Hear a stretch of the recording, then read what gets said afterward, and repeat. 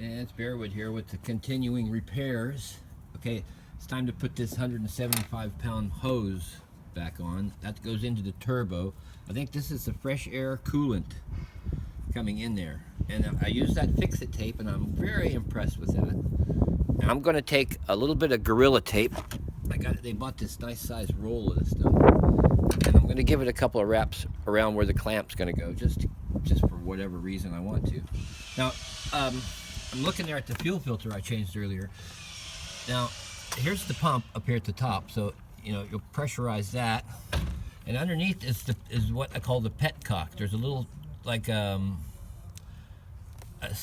what's that term for, there's a fitting where you can just twist it with your hand. Butterfly, wings, it's got wings on it, and then you can put a container under there and drain your water if you think you've got water in the system. But I couldn't tell if I had any water or not. So now back to this hose.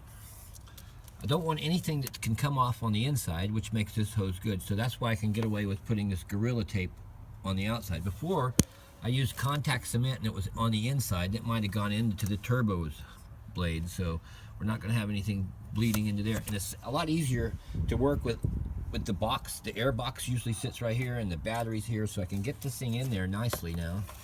Get a new clamp on there, or the old one if it looks all right, the right size. And then I can start putting the air box and the battery back in. And then the starter, I didn't say much about it, but you need to take this reservoir off if you're going to access the starter, because there's two bolts that you put on the top, and you want to get the tension just right. If you tighten it too much, you'll break the thing right off. So you have to be real careful when you're tightening the big starter wire that goes onto the thing, the big kicker. There's the brake, the battery hold down thing. And now, puzzling right now, I put all this antifreeze in there, and I haven't got any room for, oh, this squished it all out the top.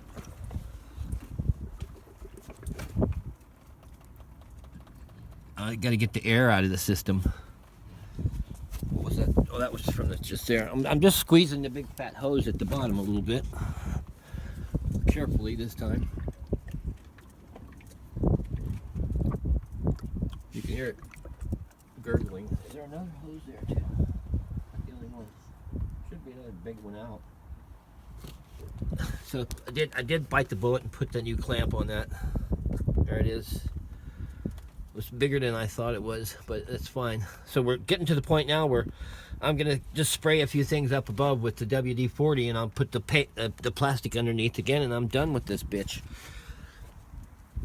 The lovely emblem Toyota. It's been about 10 days almost, it seems like, since I had be a week working car. So I'm gonna Gorilla Tape to the next section.